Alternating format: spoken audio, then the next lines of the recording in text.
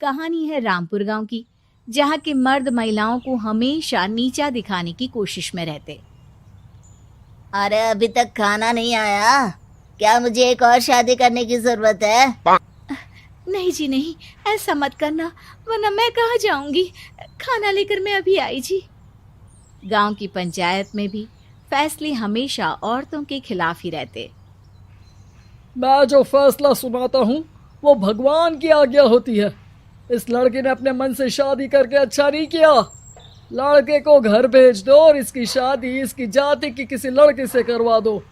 लेकिन ये लड़की, इसे तो गांव के बाहर निकाल दो। नहीं नहीं जमींदार साहब, ये क्या बोल रहे हैं? ऐसा नहीं हो सकता।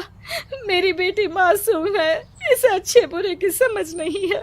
अरे कहाँ जाएगी ये बेचारी? कहाँ जाएगी? इतनी चिंता है तो पूरे परिवार का गांव निकाला कर देते हैं।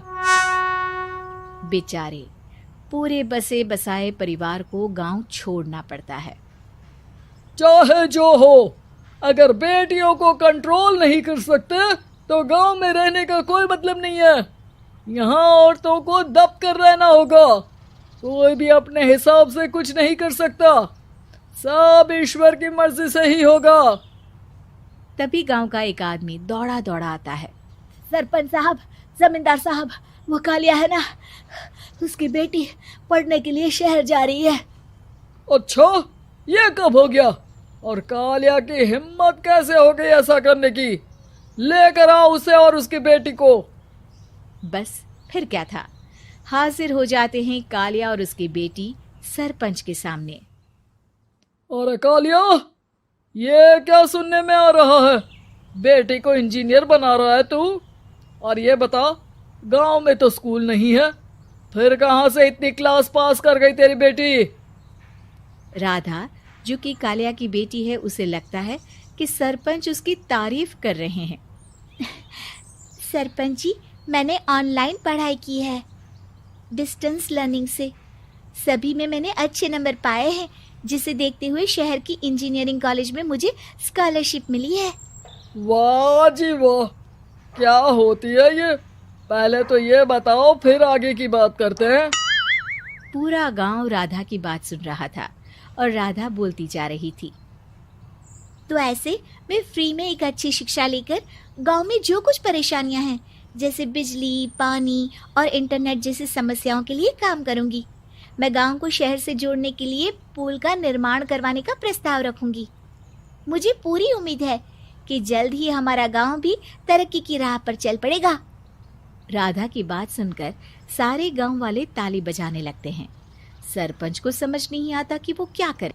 चुप रह नादान लड़की, गांव के खिलाफ जाने के लिए तुझे गांव से बेदखल कर दिया जाएगा, वो भी पूरे परिवार के साथ। और हाँ, अगर ठीक से गांव में रहना चाहती है तो ये पढ़ाई लिखाई छोड़ दे। हम तेरे लिए गांव का कोई होनहार लड़का देखेंगे। तभी गांव का एक आदमी बोल पड़ता है। अरे नहीं नहीं सरपंच जी, राधा बिटिया जो बता रही है, अगर वैसा हो जाए तो हम लोगों को पैसा कमाने के लिए बाहर नहीं जाना पड़ेगा। हाँ जी, और ना ही कोसों दूर पानी के लिए भटकना पड़ेगा। हमारे बच्चे भी अच्छी पढ़ाई कर सकेंगे और आगे बढ़ेंगे, ना कि हमारी तरह खेती करते बैठेंगे। क्यों गांव वालों, राधा बिटिया का साथ देना चाहिए ना। सरपंच देखता है कि गांव राधा के साथ है तो वो चुप हो जाता है। वो घर आकर अपने सलाहकार से बात करता है, जो बहुत ही चालाक किस्म का इंसान होता है। अरे सरपंच साहब, आपको बहुत ही होशियारी से काम लेना पड़ेगा। एक बार गांव तरक्की कर गया, यहाँ के बालक पढ़ लिए तो कोई ना पूछेगा आपको। और फिर ये जो बेटा और बेटी है ना आपके, इनको भी आम लोगों की तरह ही जीवन जीना होगा। हाँ, लेकिन करे तो क्या करे? वो ना आप मुझ पर छोड़ दीजिए, बस मैं जैसा बोलूं करते जाइए।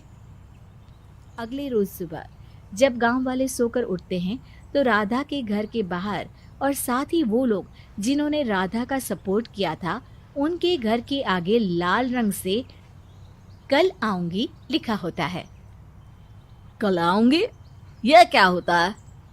अरे यह तो खून से लिखा है, लगता है कोई भूत प्रेत या चुड़ैल का साया है। चलो सरपंच जी के पास चलते हैं। सभी सरपंच के पास जाकर उसे सारी बात बताते हैं। अरे ये तो बड़ी मुश्किल की बात है। चलो मैं एक बाबा को जानता हूँ, उन्हें बुला लेता हूँ। सरपंच बाबा को लेकर गांव के घर के बाहर जाता है। ओहो, तो ये वो चुड़ैल है जो उन लोगों को निशाना बनाते हैं जो गांव को बदलने का सपना देखते हैं। वो गांव को ऐसे ही संपन्न देखना चाहती है। वो नहीं चाहती कि कोई बाहरी यहाँ का कायाकल्प करे। क्या तुम लोगों में से किसी ने गांव को बदलने की सोच रखी है? तभी राधा की माँ रोते रोते आती है। मेरी राधा घर से गायब हो गई है।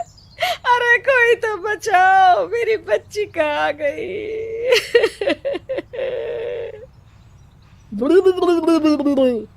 ले गई वो चुड़ैल, तेरी बच्ची को ले गई।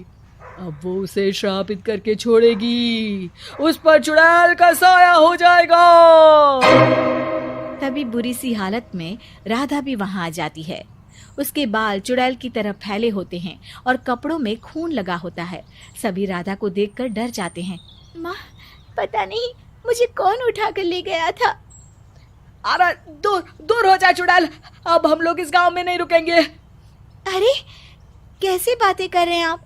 कल तो आप मेरे भरोसे गांव का हुलिया बदलने, अपने बच्चों को पढ़ाने और तरक्की उन्नति की बात कर रहे थे, तो आज क्या हो गया आपको? ये फिर तुम लोगों को बहकाएगी। ये चुड़ैल गांव में आ चुकी है, ऐसे ही ये तुम्हारे घर के बच्चों को भी ले जाएगी। गांव वाले राधा को गांव से बाहर निकाल देते हैं। उसके माँ बाप रोते रहते हैं, लेकिन गांव वाले नहीं मानते। मैं भी अपनी बहन के साथ गांव के बाहर रहूंगा, लेकिन वो पढ़ाई नहीं छोड़ेगी। वहीं सरपंच के घर पर सलाहकार कहता है। देखा, सांप भी मर गया और लाठी भी नहीं टूटी। लेकिन अगले ही दिन सरपंच के घर के बाहर भी वही शब्द लिखे होते हैं और फिर सरपंच की बीवी कहती है, हमारी बेटी को किसी ने अगवा कर लिया है। तभी राधा का भाई वहां आ जाता है। अरे गांव वालों, मैंने सरपंच जी की बेटी को देखा था। वो चुड़ैल उसे उठाकर ले जा रही थी। अरे क्या मजाक कर रहे हो? नहीं नहीं सरपंच जी, आप नहीं जानते। वो चुड़ैल अब आपकी बेटी में आ जाएगी, जैसे राधा के अंदर आ गई थी। तभी सरपंच की बेटी वैसी ही हालत में वहां आती है जैसे राधा आई थी। पापा, पता नहीं कैसे मैं गायब हो गई थी। चुड़ैल, इसके अंदर भी चुड़ैल का साया है, मारो इसे। अरे नहीं नहीं, इसे भी राधा के पास गांव के बाहर ही भेज दो। अरे चुप रहो, मेरी बेटी कहीं नहीं जाएगी और चुड़ैल बुड़ैल कुछ नहीं होता है। अरे कैसे बात कर रहे हो सरपंच जी? आप तो बोल रहे थे कि आपका फैसला भगवान का ज्ञान होता है, तो अपने पर बात आई तो अब आप ऐसे बोल रहे हैं। अरे ना ना ना, आपको अपनी बेटी को त्यागना ही होगा। अरे बुलाओ बाबा को। राधा का भाई बाबा को ले आता है, जिसे अब गांव वालों के डर के कारण सच बोलना पड़ता है। मैं कोई बाबा नहीं हूँ, मैं तो मोची था। ये सलाहकार महोदय ने मुझे कहा था एक्टिंग करने को। अब वो मुझे पैसे देने वाले हैं। अब मुझे माफ कर दो। गलती हो गई, मुझे माफ कर दो।